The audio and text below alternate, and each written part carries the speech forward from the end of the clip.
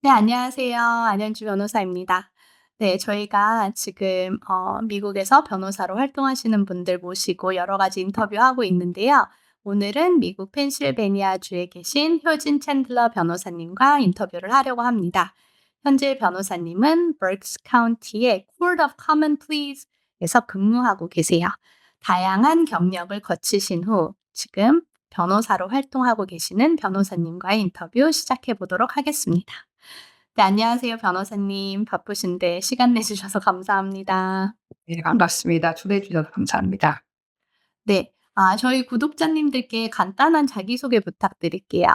네. 네, 안녕하세요. 제 이름은 효진 챈들러이고요. 한국에서는 베이킹 관련 쪽으로 활동을 하면서는 이웃인의 셰프와 이웃 이런 식으로 한 10년 넘게 활동을 했었습니다. 그래서 미국에 와서 이렇게 변호사가 됐는데 원래 전공 자체는 전혀 다른 이제 이화여자대학교에서 정치외교와 국제학을 전공을 했었고요. 그다음에 서울대 국제대학원에까지 그때까지는 굉장히 국제였지만 이제 결혼과 육아 이런 걸 하면서 갑자기 이제 베이킹에 꽂혀서 그때부터는 막 뭐 항상 이제 '끝까지 가 보자.' 해 가지고 그걸 와. 하게 되었어요. 음. 그래서 그걸 하면서 르꼬르동 블루 이런 데서 인제 정말 인제 전문적으로 하고 베이킹 클래스 하고 디저트 판매를 하고 막 하다가 이제 지금은 전혀 다른 일을 하고 있죠. 그리고 로스쿨은 필라델피아에 있는 템플 로스쿨이라는 데를 나왔고 학교는 필라델피아에 있었지만 지금 거주를 하고 근무를 하는 곳은 거기서 이제 쪼금 떨어진 이제 교회에서 근무를 하고 있습니다. 그리고 지금 제가 하는 일의 정식 명칭은 Judicial Law Clerk이라서 Law Clerk이란 말을 사설 로펌이나 다른 곳에서 많이 쓰는 걸로 알고 있는데 앞에 이제 judicial자가 붙었으니까 정말 법정 안에서 판사님을 음. 보조하고 모든 상황을 이제 같이 함께하는 그런 일이 제가 하는 업무예요. 그러시군요. 그러면 전 진짜 놀랐어요. 베이킹 전문가로 먼저 시작을 하셨다가 이제는 법률 전문가로 커리어 변경이 이루어지신 경우신데요. 그 여정을 좀 아까 말씀해 주셨지만 조금 자세히 설명해 주시겠어요? 네. 저는 한국에서 저기 서초구, 강남구 여기서 거주를 하면서 그때가 굉장히 그런 클래스나 이게 많이 활성화됐었던 것 같아요. 2010 년도, 2015 년, 2018 년까지 이제 하다가 미국으로 왔는데 베이킹 클래스를 막 폭발적으로 하고 레시피를 개발하고 공유하고 소셜 미디어 활동도 많이 하고 하다가 음. 어느 순간 '아 이거 말고 뭔가가 더 있을까 같다.'라는 생각에 이제 미국에 이제 학교를 알아봤어요. 이제 음식 관련 베이킹 관련 학교를 알아봤는데 요리 학교는 이미 나온 상태였기 때문에 또 음. 계속 갈 수가 없으니까 뭔가 저의 원래 전공이었던 국제학, 정치학, 요리 다 연구를 하니까 결국은 뉴욕 대학교의 Nutrition and Food Studies인 거예요. 이과가 아닌 음. 문과 계열. 그래서 네.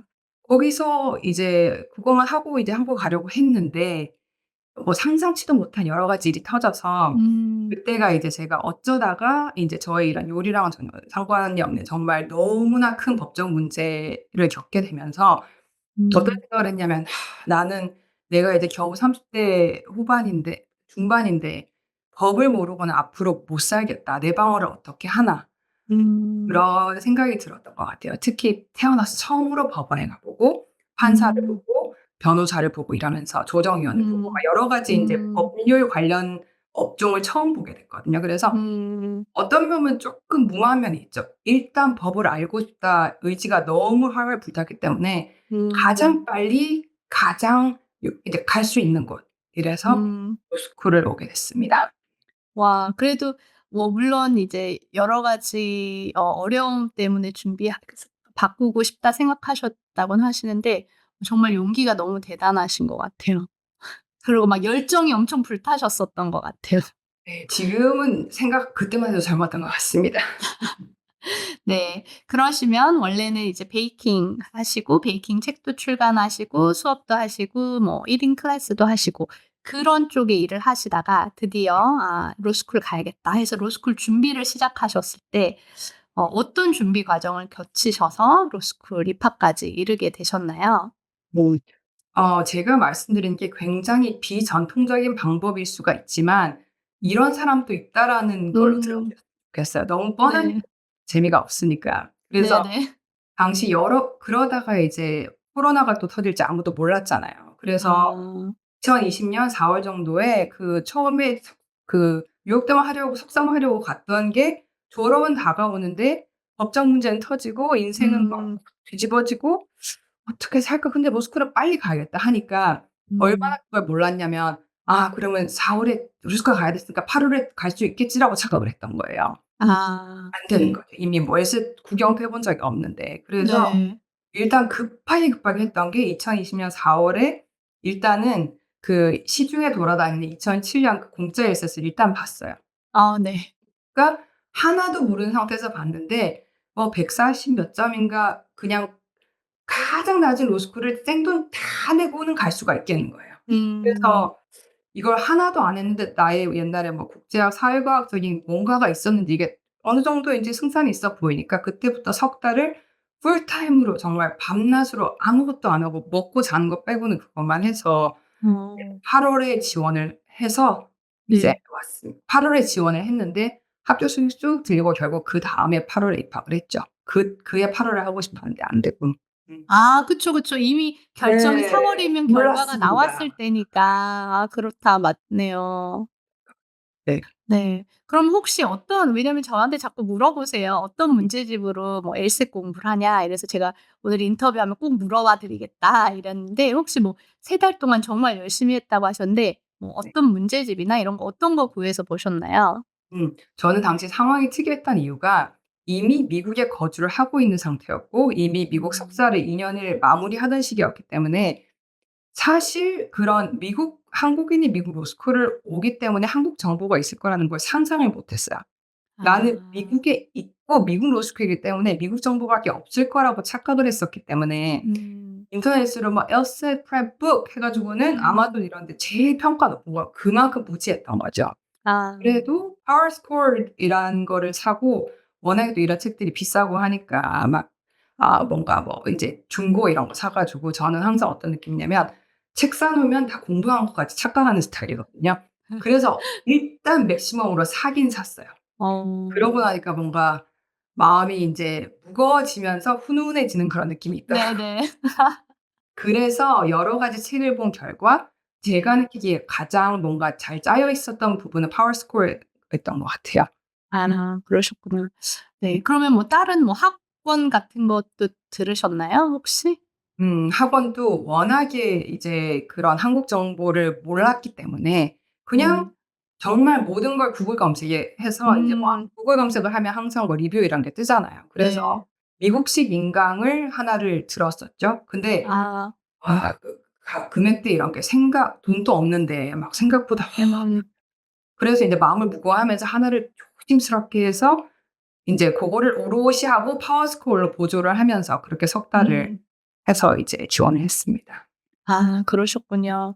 네. 석 달. 보통은 제가 예전에 듣기로 미국 학생들은 3달 정도 LSAT 아니면 뭐 길면 6 개월 정도 공부해 보고 그냥 나온 점수로 가지 막 한국의 학생들은 또 아무래도 뭐 높은 순위 대학을 가야 된다 이런 게 좀 더 많으셔서 그런지 그 LSAT 자체를 굉장히 길게 하시는 분들도 있긴 있으시더라고요. 그래서 네 3 개월에 잘 마치시고 그래서 8 월에 준비를 하셔서 그다음에 아마도 합격 통지를 받고 그래서 이제 그다음 해 가을에 8 월에 입학을 하게 되셨던 고런 과정인 것 같습니다.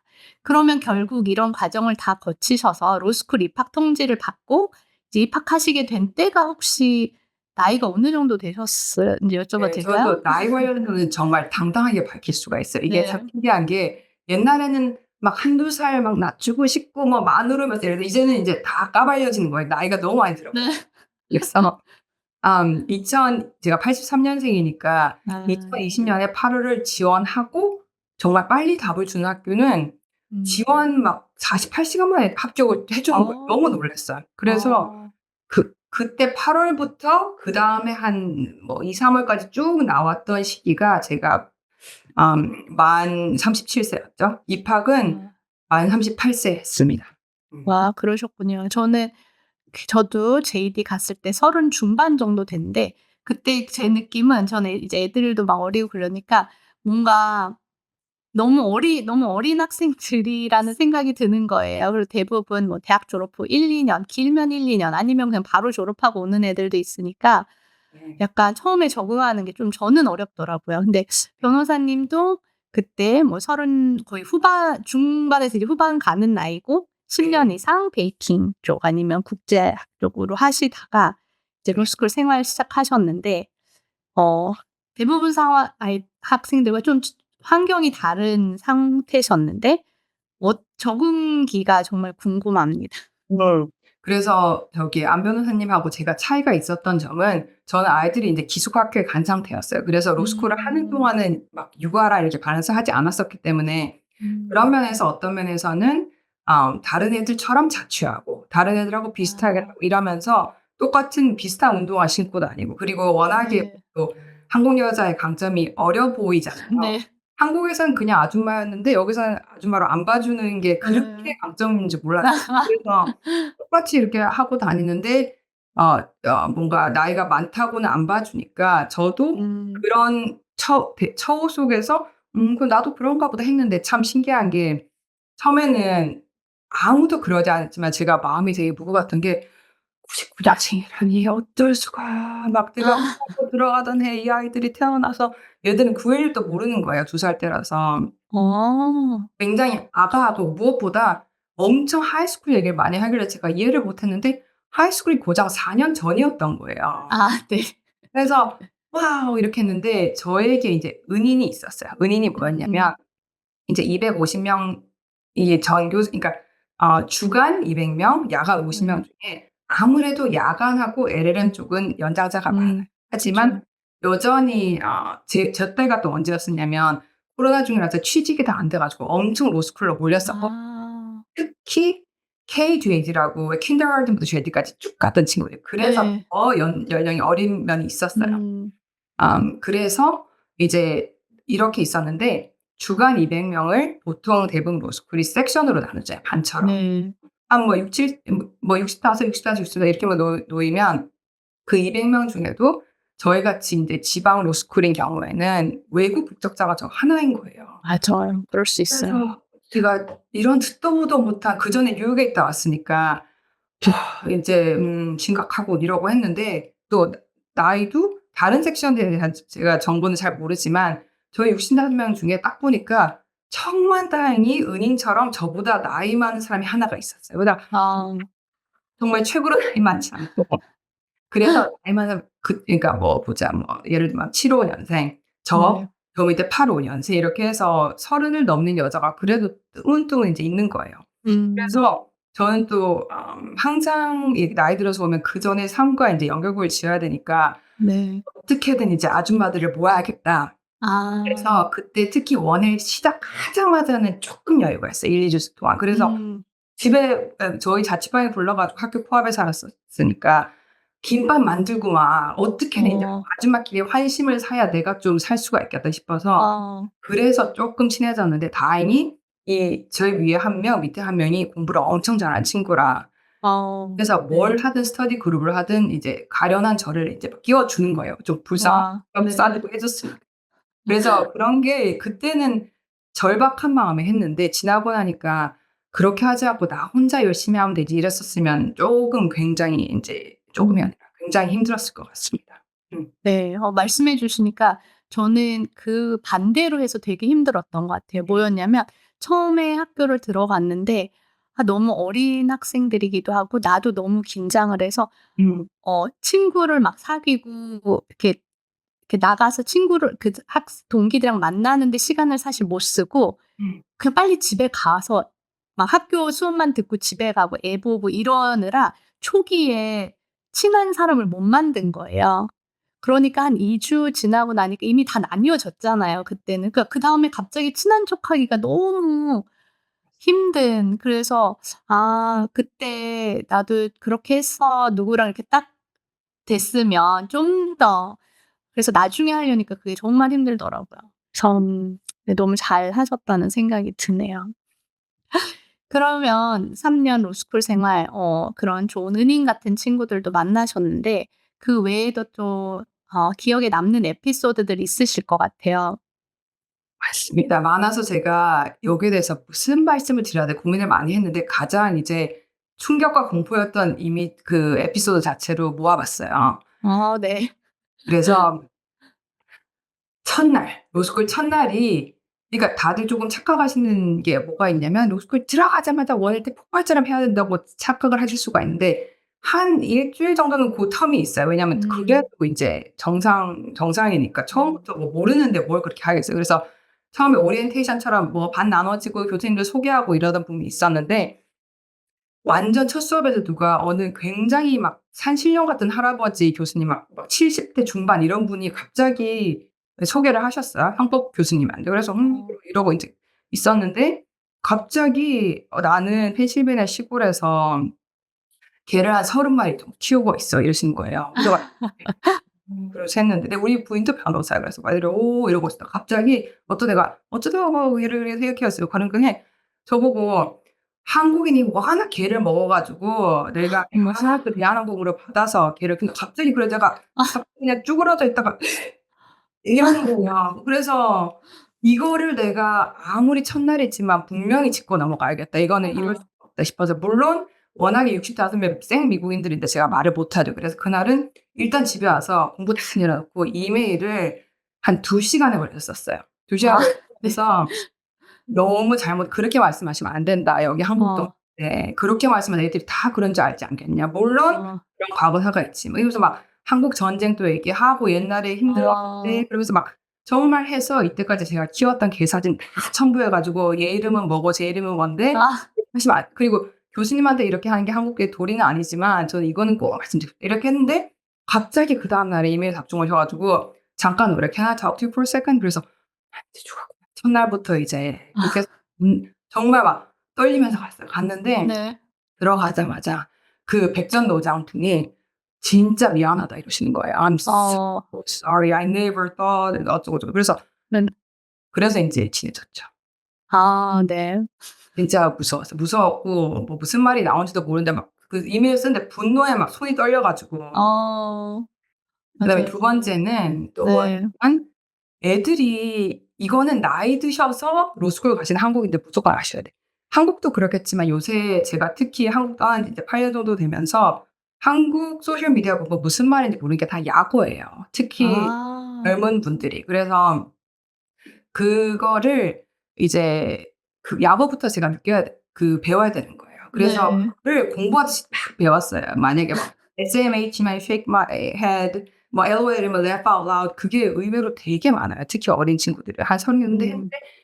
특히 자꾸 이제 믹스가 되려면 그룹 챗 이런 데서 한 번씩은 또 이런 그 추임새를 넣어 줘야 되는데 네. 그룹 챗이 65명끼리 막 하다 보니까 못 끼어드는 거예요, 몰라서. 음. 그래서 그거 막 공부하듯이 외웠던 기억이 있고 와. 세 번째 인제 저의 멘붕은 정말 보시다시피 저 되게 말하는 거 좋아하거든요.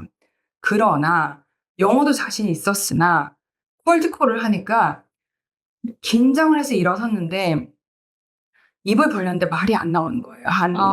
네. 한 2-3분 아니면 길면 5분 다 쳐다보고 저는 이제 '아 죽었다. 그냥 망신당하고 그냥 끝내다. 내가 왜 이렇게 왔대.' 근데 그게 바로 가위 눌린 것 같아 아. 감정이에요. 그걸 겪었죠. 그렇군요. 저도 콜드콜 했을 때 가끔 순간 너무 초기에는 백지가 되면서 원고랑 피고가 막 헷갈리는 거예요. 그런 일은 되게 자주 있지 않나요? 원고 피고가 지금 내가 무슨 얘기를 하고 있지?' 순간 막 이러는 그랬던 기억이 나네요. 다시 겪고 싶지 않아요. 근데 그런 흑역사가 있으니까 웬만한 멘붕을 겪어도 '내가 그것까지 겪었는데.' 싶은 좀 음. 자신감이 있는 것 같아요. 그래서 그때는 서글퍼 가지고 한 달 정도 인제 얼굴도 못 들고 다녔지만 네. 지금은 누나한테 얘기할 수 있다는 거. 네. 저는 약간 그런 생각했던 것 같아요. '아 여기는 세상에서 제일 비싼 영어 학원이다.' 맞아요. 로스쿨은 그런 마음으로 '아 난 얘네랑 3년 후에는 안 본다.' 이러면서 내가 여기서의 최대한을 뽑아내려면 그냥 계속 손 들고 얘기하고 되든 안 되든 계속 말하고 찾아가고 '여긴 정말 비싼 영어 학원이다.' 뭐 이런 마음으로 다녔는데 안 그러면 진짜 누가 말 시켜 주는 것도 사실 아니고 내가 스스로 찾아서 하지 않으면 정말 실력을 키우기가 생각보다 그쵸. 너무 어렵죠. 대부분 네. 가만히 놔두잖아요. 말 한마디도 안 하고 지나가는 날도 많을 수 있어요, 수업만 네. 들어가면. 그거는 네. 오늘 너무 재밌는 이야기를 많이 해 주셨는데 사실 저희가 한 2회 정도 나눠서 하려고 하고 있어요. 그래서 두 번째 저희 이제 지금 1회 오늘까지는 여기까지 하고요. 2회 때는 변호사님이 로스쿨에서 졸업하시고 어떻게 해서 말씀하셨던 judicial law clerk, 네, 법원에서 일하시는 러 클럭이 어떻게 되셨는지, 그리고 러 클럭은 어떤 일을 하는지 저희 다음 편에서 자세히 또 들어보도록 하겠습니다. 네. 네, 오늘 함께 해 주셔서 감사드리고 저희 다음 회에 다시 만나 뵙도록 할게요. 네, 고맙습니다. 네, 감사합니다.